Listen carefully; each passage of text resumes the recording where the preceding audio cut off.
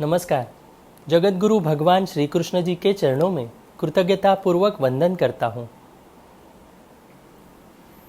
सनातन संस्था एवं हिंदू जनजागृति समिति की ओर से धर्म संवाद के इस विशेष कार्यक्रम में मैं कार्तिक सालुंके आप सभी का हार्दिक स्वागत करता हूँ। बंधुओं, पिछले कुछ दिनों से हमने धर्म संवाद के इस कार्यक्रम में धर्म विज्ञान यह नई मालिका प्रारंभ की है। इस मालिका का उद्देश्य इतना ही है कि बुद्धि प्रामाण्यवादियों को धर्म का महत्व ध्यान में आए और श्रद्धालु हिंदुओं को धर्म के विषय में अधिक से अधिक जानकारी मिले और धर्म के ऊपर उनकी श्रद्धा बढ़े। इस उद्देश्य से हमने इस मालिका में अलग अलग विषय समझ कर लिए। कल हमने जानकर लिया कि हमारी कालगणना कितनी प्राचीन है, उसका महत्व क्या है, ये हमने समझ कर लिया और इसका उल्लेख हमारे शास्त्रों में किस प्रकार से और कहाँ कहाँ पर किया है, ये भी हमने समझ कर लिया। आज हम यहाँ पर हमारी प्राचीन काल गणना के बारे में अधिक जानकारी यहाँ पर हम समझ कर लेने वाले हैं। हमारे साथ इस धर्म विज्ञान की मालिका में जानकारी देने हेतु उपस्थित है हिंदू जनजागृति समिति के राष्ट्रीय मार्गदर्शक सद्गुरु डॉक्टर चारुदत्त पिंगले जी। नमस्कार सद्गुरु डॉक्टर पिंगले जी। नमस्कार कार्तिक जी। तो आइए इस मालिका को हम प्रारंभ करते हैं। मैं सर्वप्रथम आपसे पूछना चाहूँगा कि काल की सापेक्षता के संदर्भ में आज के आधुनिक युग में बताया जाता है, परंतु क्या भारत में प्राचीन गणना के बारे में यहाँ पर ज्ञात था? इसके बारे में आप हमारे दर्शकों को बताएं। जी कार्तिक जी, काल गणना के संदर्भ में जो काल सापेक्षता है जो हमारे प्राचीन परंपरा में, उसके संदर्भ में हम आज जान लेंगे। वर्तमान जो आधुनिक विज्ञान में जो प्रख्यात आधुनिक वैज्ञानिक है आइंस्टाइन, अल्बर्ट आइंस्टाइन, उन्होंने अपने सापेक्षता के सिद्धांत में दिक् एवं काल की सापेक्षता को उन्होंने प्रतिपादित किया है। उन्होंने कहा था कि विभिन्न ग्रहों पर समय की अवधारणा भिन्न भिन्न होती है और काल का जो संबंध है वो मूलतः जो ग्रह की गति है उससे वो निगडित होता है। ग्रह की दो प्रकार की होती है कि ग्रह एक तो सूरज के बाजू में जो एक गोल वो परिक्रमा करता है, वो एक गति होती है जिसको परिभ्रमण कहा जाता है, और एक ग्रह की स्वयं के जो एक्सिस होता है, सेंटर होता है, उसके बाजू में जो घूमने की स्वयं की एक गति होती है वो परिवलन गति होती है। तो ग्रहों की इस दो प्रकार की गति से काल का एक बहुत बड़ा संबंध होता है, ऐसे शास्त्र कहता है। अब अलग अलग ग्रहों पर समय का माप भिन्न होता है। इस सिद्धांत से संबंधित जो जानकारी के संकेत है हमारे प्राचीन ग्रंथों में भी हम देख सकते हैं। यानी पुराणों में एक कथा आती है, राजा रैवतक, रेवत देश के जो राजा थे रैवतक, उनकी जो पुत्री थी रेवती, तो ये सत्य युग की कथा है। तो उस समय ऊंचाई 21 से 24 फीट तक के होती थी सामान्य मनुष्य की, और उस समय जो उनकी बेटी थी राजकन्या रेवती, उसकी जो ऊंचाई या कद हम जिसे कहते हैं वो एक औसतम जो पुरुष का कद है उससे थोड़ा सा अधिक लंबा था। इसके कारण रेवती के लिए अनुकूल वर वे राजा ढूंढ नहीं पा रहे थे, और उसके लिए अब क्या समाधान करना है। तो उस समय के राजा भी तपस्वी होते थे, उनके परिवार भी तपस्वी होते थे। तो योग बल के आधार पर रैवतक अपने पुत्री को लेकर वो सीधे ब्रह्मलोक निकल गए वहाँ से।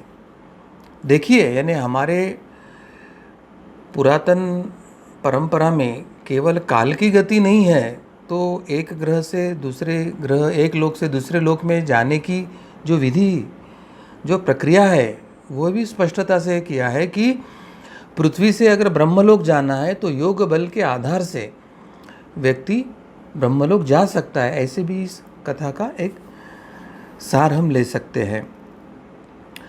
जब रैवतक राजा अपने पुत्री रेवती को लेकर ब्रह्मलोक पहुंच गए तो वहाँ पर ब्रह्मलोक में गंधर्व गान चल रहा था। तो गंधर्व गान चल रहा था तो वे कुछ क्षण वहाँ पे रुके।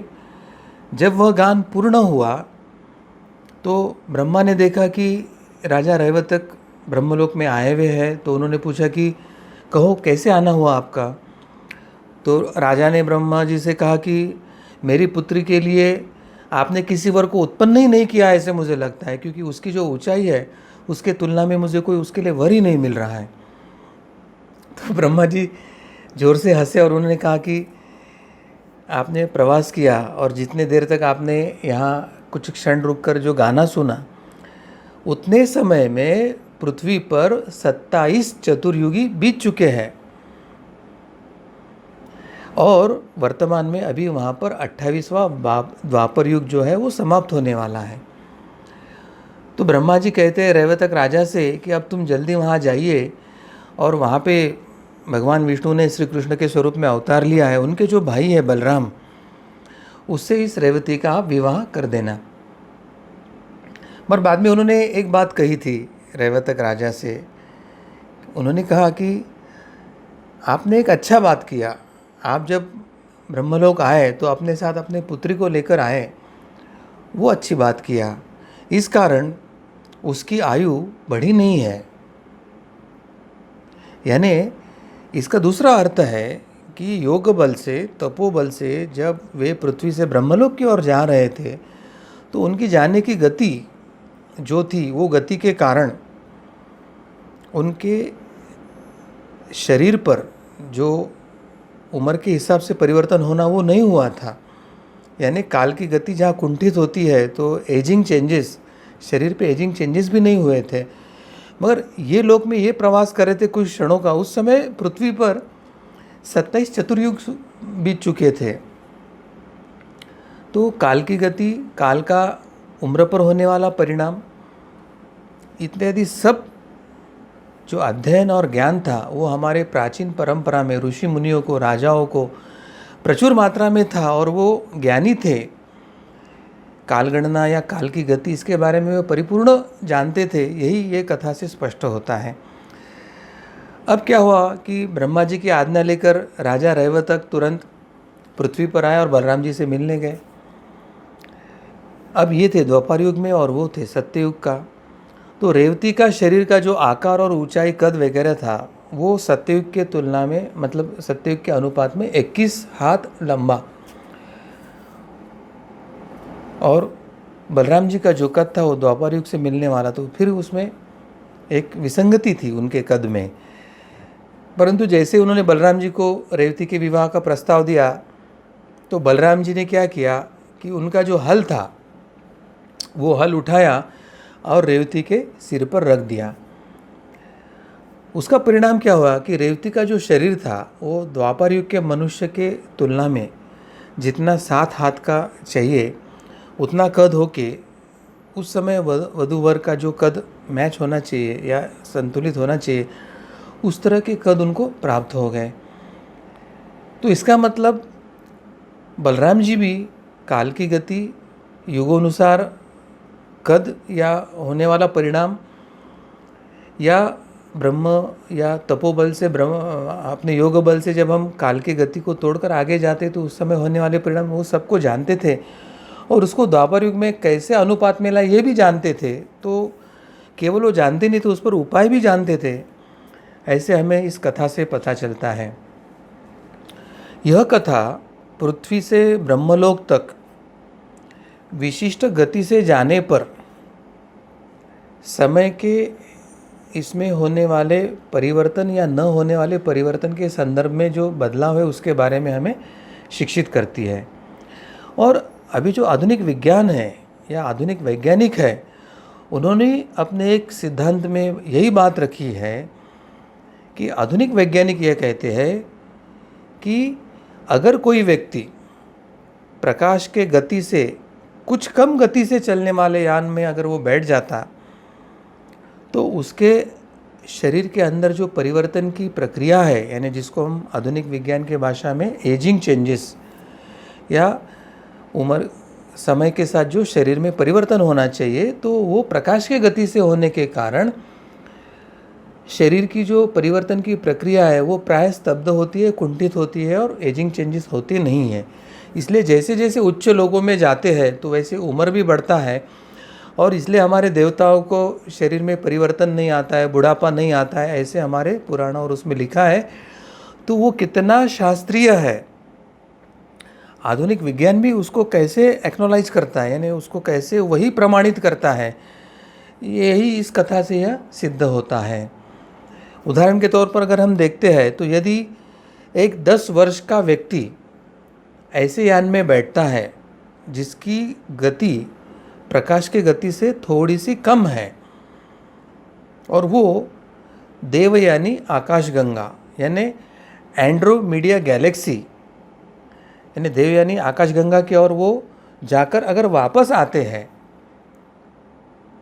तो प्रकाश की गति से कम गति से जाने के कारण जब वो जाकर वापस आएंगे तो उस 10 वर्ष के व्यक्ति की आयु इतने प्रवास के बाद केवल 56 वर्ष से ही बढ़ेगी। किंतु उस अवधि में पृथ्वी पर 40 लाख वर्ष बीत गए होंगे। यानी कौन से ग्रह पे कैसे गति है और उसके तुलना में पृथ्वी की कैसे गति है, और उनके 56 वर्ष और ये पृथ्वी पे बीतने वाले 40 वर्ष का अनुपात अत्यंत शास्त्रीय परिप्रेक्ष्य में तार्किक पद्धति से हमारे ऋषि मुनियों के कालगणना ने हमने जो पहले देखा है उसमें हमने पहले आपको भी बताया है, और वो कैसे अत्यंत वस्तुनिष्ठ वैज्ञानिक निष्ठ है वो अभी हमको सीखने को मिल रहा है।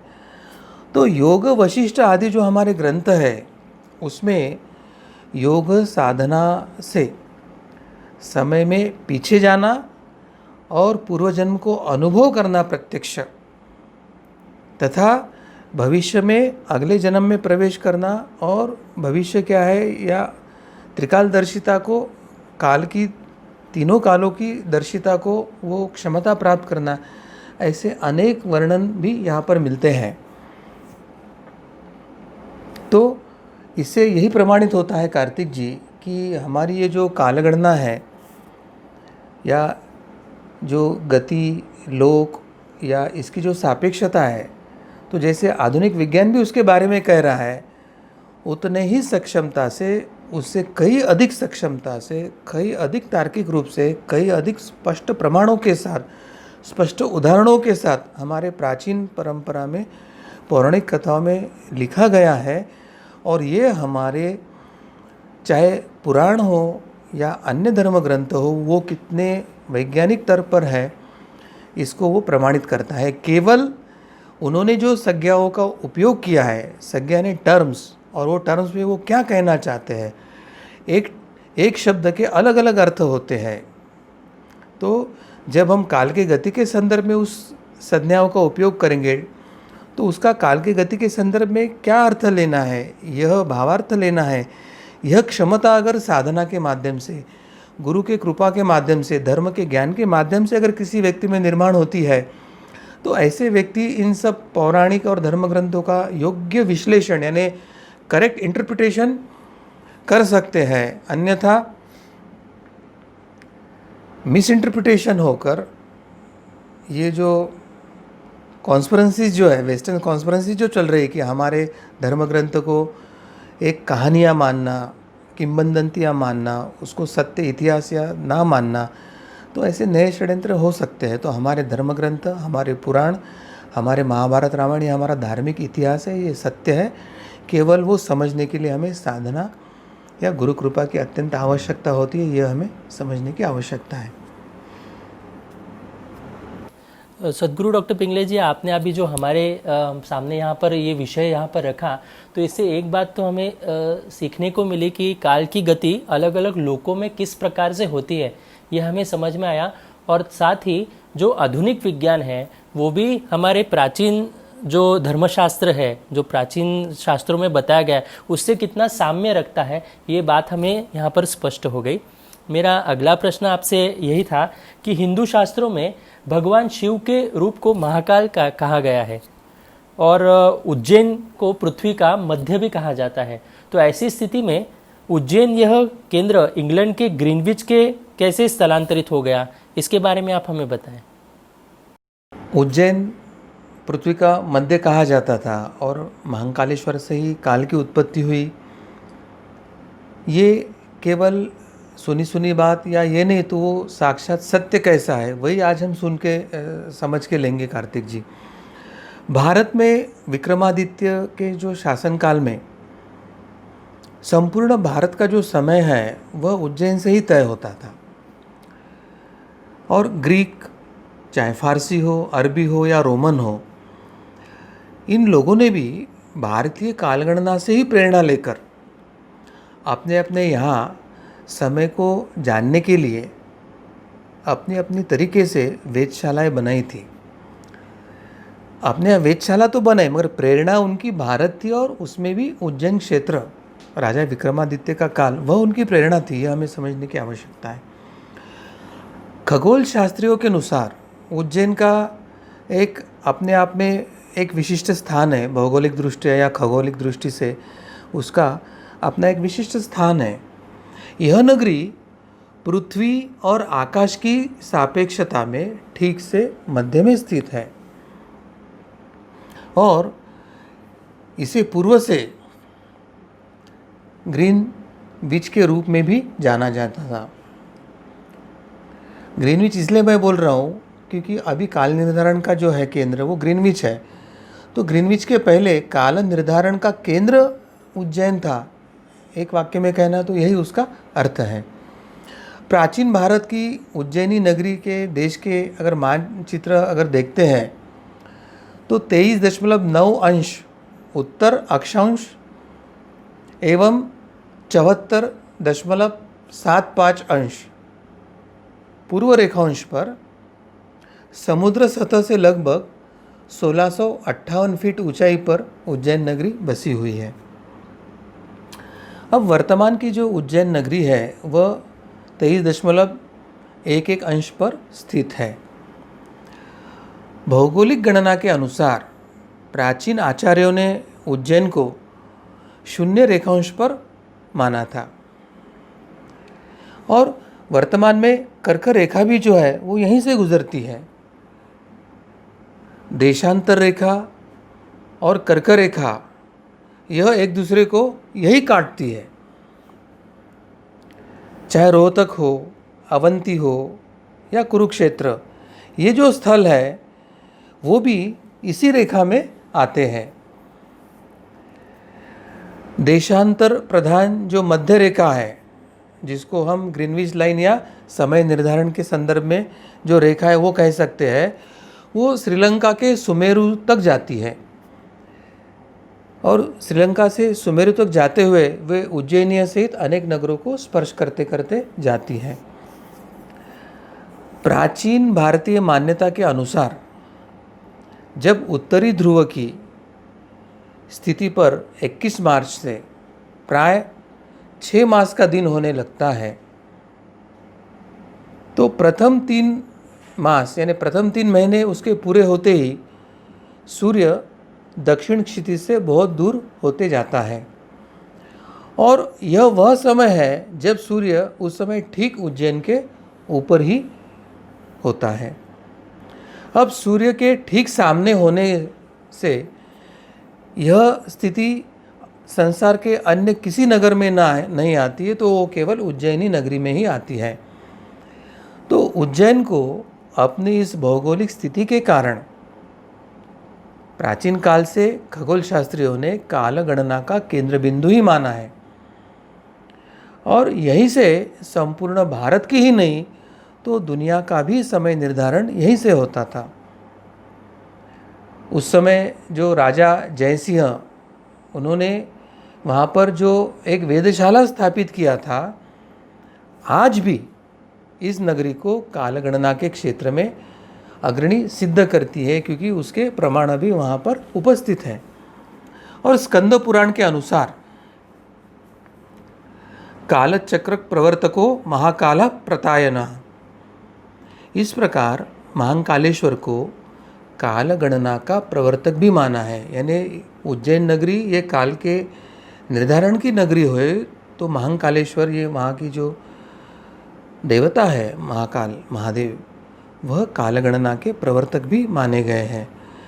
प्राचीन भारत के समय गणना का केंद्र बिंदु उज्जैनी होने के कारण काल के जो आराध्य महाकाल है, जो भारत के 12 ज्योतिर्लिंगों में से एक महत्व के ज्योतिर्लिंग का स्थान है, वह उज्जैनी में ही स्थापित है। वराह पुराण में उज्जैन को शरीर के नाभि देश और महाकालेश्वर को अधिष्ठाता कहा गया है। इसका मतलब अगर भारत यह हमारा देश का शरीर माना तो उज्जैन शरीर ये नाभि स्थान है, और नाभि में जिस तरह से ब्रह्म स्थान होता है उसी तरह से नाभि का जो अधिष्ठाता है वह महाकालेश्वर ये प्रदेश का भौगोलिक दृष्टि से अधिष्ठाता देवता है। महाकाल का यही कालजयी नगरी विश्व की भी नाभि स्थली है, यानी तत्वतः यह भारत की नहीं तो संपूर्ण विश्व की नाभि स्थली है। भारत के मध्य में स्थित होने के कारण उज्जैन को सामान्यतः नाभि प्रदेश अथवा मणिपुर चक्र भी माना गया है। यानी अगर आध्यात्मिक परिप्रेक्ष्य में पृथ्वी अगर यह एक देह मानते हैं और भारत के भी मध्य स्थित है और पृथ्वी का भी मध्य है, तो उस दृष्टि से उज्जैनी नगरी को नाभि प्रदेश अथवा मणिपुर चक्र ही माना गया है। प्राचीन सूर्य सिद्धांत, ब्रह्मस्फुट सिद्धांत, आर्यभट्ट, भास्कराचार्य आदि महानुभावों ने उज्जैनी को मध्यमोदय को ही स्वीकारा है। वैदिक संहिता में इसे अमृत ग्रंथि का स्थान कहा गया है, अमृतस्य नाभि, और इसलिए यहाँ हर 12वें वर्ष पूर्ण कुंभ का महापर्व मोक्षदायिनी क्षिप्रा नदी के माध्यम से अमृत सेवन का एक सुअवसर प्रदान करता है। यानी उज्जैन नगरी, मोक्षदायिनी क्षिप्रा नदी, महाकालेश्वर जी का सानिध्य, ऐसे पावन क्षेत्र में हर 12 वर्ष के बाद पूर्ण कुंभ का आयोजन होता है। यह एक अलग उसका स्थान महात्म्य है। महाकाल को काल का नियंत्रक माना जाता है। पौराणिक ग्रंथों में आज हम जिसको उज्जैनी कहते हैं उसे अवंतिका कहते थे, और अवंतिका को काल की देवता भगवान महाकालेश्वर के नगरी के रूप में गौरव प्राप्त हुआ था। 12 ज्योतिर्लिंगों में ये गिने जाने वाले जो भगवान महाकालेश्वर, इनको शास्त्रों में मृत्युलोक यानी भूलोक पर जो भूलोक से संबंधित जो मृत्यु होते हैं वो उस मृत्युलोक का अधिपति ही कहा गया है। इसलिए उनकी गणना 3 प्रमुख शिवलिंगों में होती है। आकाशे तारकम लिंगम, पाताले हाटकेश्वरम, भूलोके च महाकाल लिंगत्रय नमस्तुते। इस श्लोक में ऋषियों ने आकाश में तारक लिंग, पाताल में हाटकेश्वर तथा पृथ्वी पर महाकाल के रूप में जो विराजमान है, ये 3 शिवलिंगों को सर्वप्रथम नमन किया है। 12 ज्योतिर्लिंगों में मात्र महाकालेश्वर यह एक ही शिवलिंग है जो दक्षिणी मुखी है। दक्षिणामुखी का मतलब दक्षिण दिशा, ये मृत्यु के देवता यमराज की दिशा है। दक्षिण दिशा में यमराज मृत्यु के वाहन काल के साथ विराजते हैं। तो दक्षिण दिशा या दक्षिण मुखी होने का मतलब है कि महाकाल अपनी दृष्टि इन पर रखकर इसे नियंत्रित करते हैं। तो कार्तिक जी, उज्जैनी का चाहे भौगोलिक दृष्टिया हो, खगोलीय दृष्टिया हो या आध्यात्मिक दृष्टिया हो, या सबसे महत्व का काल गणना की जो दृष्टि से है, ये इतना महत्व हमारे धर्म ग्रंथों में और प्राचीन परंपरा में था। एक समय संपूर्ण विश्व के काल निर्धारण का केंद्र बिंदु भी था,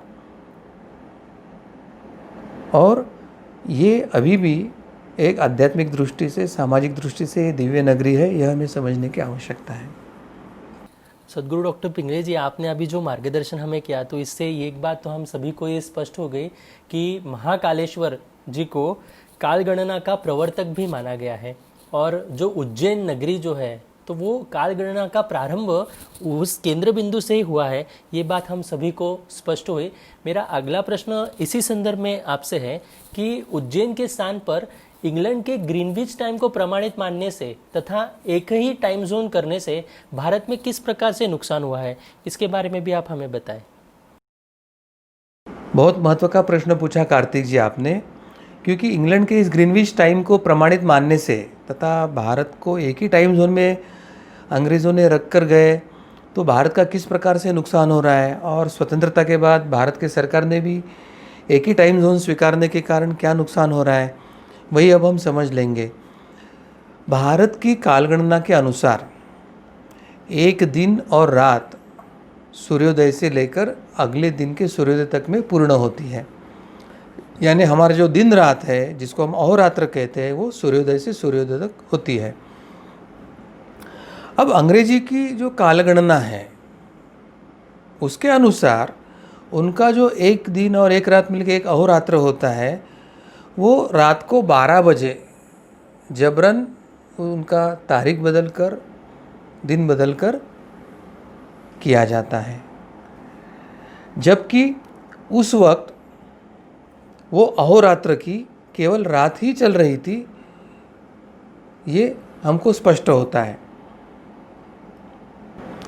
समय की यह धारणा पूर्णतः अवैज्ञानिक है।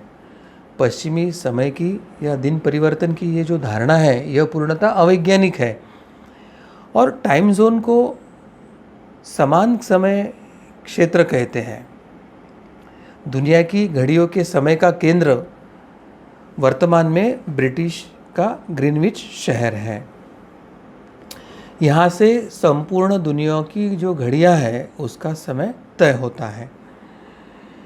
इंडियन स्टैंडर्ड टाइम भी वहीं से तय होता है। यह हमारा दुर्भाग्य है, और उसी हिसाब से हमारे देश के सारे काम होते हैं।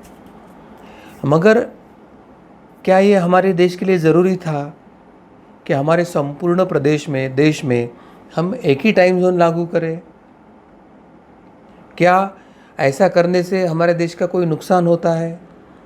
या ऐसा ना करके देश को अगर हम अलग अलग टाइम जोन में बांटते थे तो हमारे देश का क्या लाभ हो सकता है? ऐसे कभी किसी ने अध्ययन किया है क्या? क्योंकि 19वीं शताब्दी में भारतीय शहरों में विक्रमादित्य के समय से जो चला आ रहा था, वो स्थानिक समय पूर्ण सूर्य के मुताबिक ही तय किया जाता था। लेकिन ब्रिटिश ने अपने औपनिवेशिक काल में, यानी वो जब भारत पे राज कर रहे थे, उसमें भारत में सब कुछ बदल दिया है। और ब्रिटिश ने केवल भारत में नहीं तो 2/3 विश्व पर भी बीच में राज किया था। तो 2/3 विश्व पर राज करते समय उन्होंने क्या क्या कूटनीति करके विश्व में क्या क्या बदलाव किए, कैसे विश्व का नुकसान किया, वो भी हम अभी देख लेंगे। तो ये महत्व का है कि ब्रिटिश औपनिवेशिक जो काल था, उनका भारत पे राज करने का जो काल था, उस समय भारत की जो कुछ धारणाएं थे, पारंपरिक हमारा ज्ञान धारणा, उसको उन्होंने सब कुछ बदल दिया था। उस काल में रेलगाड़ियों का समय तय करने वालों ने यह परंपरा बदल दिया। अब रेलवे नेटवर्क के विस्तार और औद्योगिक क्रांति ने इंटरनेशनल स्टैंडर्ड टाइम को जन्म दिया। औद्योगिकीकरण की क्रांति, रेलवे का विस्तार, माल वाहतूक और प्रवासी वाहतूक दूर दूर तक होने की प्रक्रिया जब से शुरू हो गई, तब से इंटरनेशनल स्टैंडर्ड टाइम का आवश्यकता निर्माण हुई और उसका जन्म हुआ। 1884 में मेरिडियन कॉन्फ्रेंस में दुनिया को 24 टाइम जोनों में बांटा गया।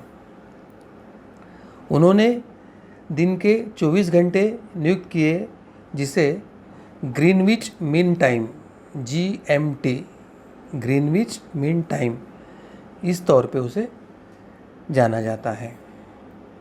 बाद में इसे coordinated universal time UTC, coordinated universal time, इस नाम से उसको बाद में प्रस्तावित किया गया। तो ब्रिटिश शासन के दौरान भारत को 2 टाइम जोनों में बांटा था। लेकिन 1 सितंबर 1947 के दिन इंडियन स्टैंडर्ड टाइम IST जारी किया गया और जिसके मुताबिक घड़ी 82.5 डिग्री पर एक वर्टिकल लाइन पर सेट कर दी गई। ये लाइन जो प्रयागराज के पास से शंकरगढ़ मिर्ज़ापुर से होकर गुजरती है।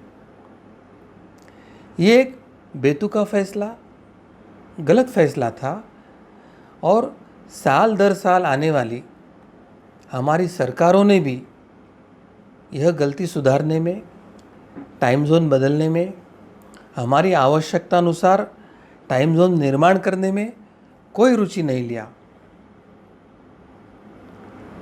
1948 तक पूर्वी भारत में कलकत्ता टाइम जो था यानी टाइम जोन उसको फॉलो किया जाता था। 1955 तक पश्चिमी भारत में मुंबई टाइम जोन फॉलो किया जाता था। अब वर्तमान में संपूर्ण भारत में दिल्ली टाइम जोन फॉलो किया जा रहा है। अब ऐसे करने से देश भर में कई दिक्कतें पैदा हो गई। अब अमेरिका का पहले अगर अभ्यास के लिए उदाहरण देखते हैं तो अमेरिका का जो क्षेत्र है पूर्व से पश्चिम तक 4,800 किलोमीटर क्षेत्र में फैला हुआ है। अब अमेरिका ने क्या किया, अब इतना पूर्व से पश्चिम तक अगर उनका क्षेत्र फैला हुआ है तो उन्होंने अपने देश को 9 टाइम जोन में विभाजित करके वे अलग अलग क्षेत्र में 9 टाइम जोन का पालन करते हैं। अब अमेरिका के तुलना में अगर हम भारत का अभ्यास करते हैं तो भारत का पूर्व से लेके पश्चिम तक का जो क्षेत्र है वह 3,300 किलोमीटर क्षेत्र में फैला हुआ है। अगर अमेरिका के तुलना में अगर हम देखते हैं तो हमारे यहाँ कम से कम 4 से 5 टाइम जोन होने की आवश्यकता थी और कम से कम 2 या 3 तो हम कर ही सकते थे। अगर टाइम जोन हम 2-3 करते थे तो उससे क्या लाभ होता था, क्या फ़ायदा होता था, वो हम पहले समझ लेंगे। एक उदाहरण देखेंगे कि भारत के जो पूर्वोत्तर राज्य हैं तथा हमारा जो अंडमान जो बेट है वहाँ पे इंडियन स्टैंडर्ड टाइम का क्या सीधा नुकसान होता दिखाई दे रहा है वो अभी हम समझ लेंगे। अभी मुंबई के तुलना में पूर्वोत्तर राज्यों में सूर्य जो है 90 मिनट पहले उदय होता है और 90 मिनट पहले अस्त होता है, यानी करीब करीब 1.5 घंटा मुंबई के तुलना में सूर्योदय पूर्व क्षेत्र में होता है और वैसे ही उदय और अस्त दोनों 90 मिनट का फ़र्क मुंबई के तुलना में पूर्व के राज्यों में है। अब अभ्यास कैसे करना है कि वे तब उठ जाते हैं 90 मिनट पहले, तब पश्चिम और मध्य भारत के लोग गहरी नींद में सोए रहते हैं। वहाँ के लोग सुबह 6 बजे अपना नाश्ता या नहारी करते हैं,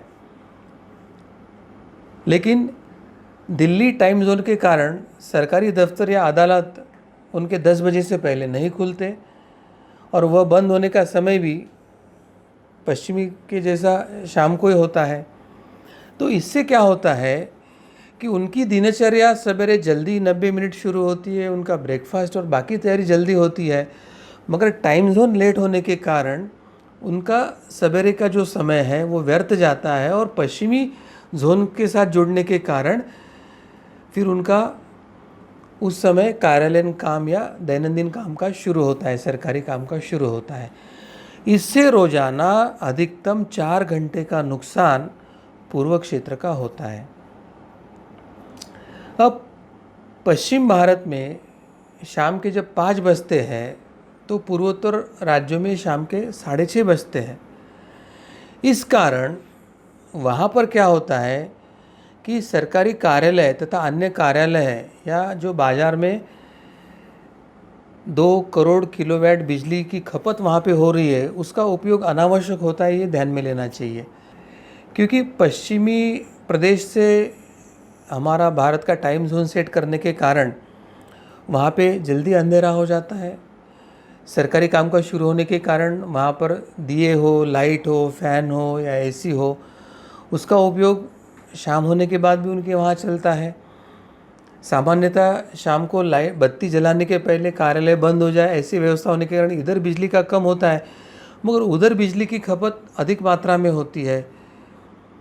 अब इससे क्या होता है कि व्यापार के दृष्टि से 4 घंटे सवेरे के व्यर्थ होना और शाम को अनावश्यक बिजली, अनावश्यक सरकारी कार्यालय में दिए या अन्य का उपयोग होना, तो ये व्यापार और अर्थव्यवस्था के साथ नागरिकों की जो दिनचर्या है, उनका जो दैनंदिन उनका जो चक्र है, उसके लिए भी, आरोग्य के दृष्टि से भी वो नुकसानदेह ही होता है। यदि भारत सरकार पूर्व, मध्य और पश्चिम ऐसे 3 समय सारणी में, टाइम जोन में भारत के हिस्से बांट लेते हैं, अर्थात भारत का पूर्वी हिस्सा जहाँ सबसे पहले दिन की रोशनी आती है, वहाँ काम सबसे पहले शुरू हो, फिर मध्य में वहाँ उसके बाद काम शुरू हो और आखिर में पश्चिम में उनके हिसाब से काम शुरू हो, तो ऐसे समूचे भारत में अगर सक्रिय कार्य करने के घंटे बढ़ जाएंगे, यानी एक्टिव मैन आवर्स, उस समय व्यक्ति की ऊर्जा भी अधिक होती है, कार्य करने की क्षमता भी अधिक होती है, तो समूचे भारत में सक्रिय कार्य करने के जो घंटे हैं, मैन आवर्स है, जो हमारे ह्यूमन रिसोर्स है, वही हमारा बढ़ जाएगा। और ऐसे करने से समय का जो एक माप है, उसमें बंधे न रह के विकास के, देश की विकास की गति के लिए जो आवश्यक है, उसमें हम जो ऊर्जा बचती है, जो धन बचता है, जो व्यापार का टर्नओवर है, उसको हम अन्य विकास की तरफ उसको बदलाव करके ये कर सकते हैं। तो मूलतः कैसे है कि इसका जो थीम है कि अंग्रेज़ों ने अपने हिसाब से प्रारंभ में भारत को 2 इसमें बांटा था, बाद में उसको एक जोन में डाल के वो चले गए। और हमारे जो राज्यकर्ता है, जिनको दूरदृष्टि नहीं थी, कालगणना का अध्ययन नहीं था, अलग अलग टाइम जोन करने से राष्ट्र का क्या हित होता है, राष्ट्र का क्या नुकसान बचा सकते हैं, और उसके बाद आने वाले एक भी सरकार ने इस तरह से विचार न करने के कारण भारत एक ही समय के साथ जा रहा है। वो बेचारे 90 मिनट पहले उठते हैं, उनकी भी 6 उस समय बजते हैं, और ये 6 बजे सो के उनकी भी 6 उसी समय बजते हैं, क्योंकि सूर्योदय उधर हो जाता है, यहाँ पे सूर्योदय होना बाकी है। तो इस तरह से जो एक विसंगति लाई है, तो कम से कम पश्चिमी देशों से, अंग्रेज़ों से कुछ सीखना है तो स्वाभिमान सीखना चाहिए कि अमेरिका अगर 4800 किलोमीटर के इसमें 9 जोन में बांटता है, तो हमारी 3000 किलोमीटर की जो व्याप्ति है पूर्व पश्चिम, उसको हमने कितने इसमें बांटना चाहिए। दूसरा, अगर अंग्रेज़ भारत के उज्जैन के कालगणना के केंद्र को बंद करके वो अपने शहर ग्रीनविच को अगर मध्य बिंदु बना रहा है, तो स्वतंत्र या स्वाभिमान या स्वशासन या स्वराज्य करके हमको अभी अपना एक कालगणना का समय निर्धारण का अपना केंद्र निर्माण करना चाहिए, क्योंकि अनादिकाल से पूरे विश्व का समय निर्धारण का केंद्र भारत ही था। तो यह समझकर अगर भारत के राज्यकर्ता स्वाभिमान से स्व परंपरा, स्व धर्म को अगर मान्य करते हैं और स्व कालगणना और स्व काल निर्धारण का शहर उज्जैन को मान्यता देते हैं और भारत को 3 या 4 टाइम जोन में अगर डिवाइड करते हैं, तो एक प्रकार से सही मायने में हम पारंपरिक उत्कर्ष और प्रगति की तरफ जा रहे हैं, ऐसे लगता है मुझे, कार्तिक जी। सदगुरु डॉक्टर पिंगले जी, आपने काल गणना के विषय में जो इतिहास और प्राचीन उसके बारे में हमारे जानकारी दी है, ये बहुत ही महत्वपूर्ण है। मैं सभी दर्शकों से ये निवेदन करना चाहूँगा, ये जो धर्म विज्ञान की मालिका आप ये देख रहे हैं काल गणना से संदर्भ में, ये अनेक लोगों तक आप पहुँचाने का प्रयास कीजिए। ये जो यूट्यूब चैनल पर आप देख रहे हैं उसको आप सब्सक्राइब करें और अन्य लोगों को ये जानकारी शेयर भी कर सकते हैं और सभी को इसके बारे में जानकारी दे सकते हैं। और ये सब्सक्राइब करने के बाद आप नोटिफिकेशन का भी बटन क्लिक कीजिए, ताकि आने वाले समय में जो नई मालिका आने वाली है उसकी जानकारी आप तक पहुंच पाए। ये सुनते समय आपके मन में कुछ शंका हो तो वो भी आप चैट बॉक्स में दे सकते हैं।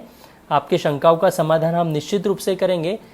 भगवान श्री कृष्ण जी की असीम कृपा से धर्म संवाद का यह विशेष कार्यक्रम यहीं पर संपन्न हुआ, ऐसे मैं घोषित करता हूँ। नमस्कार।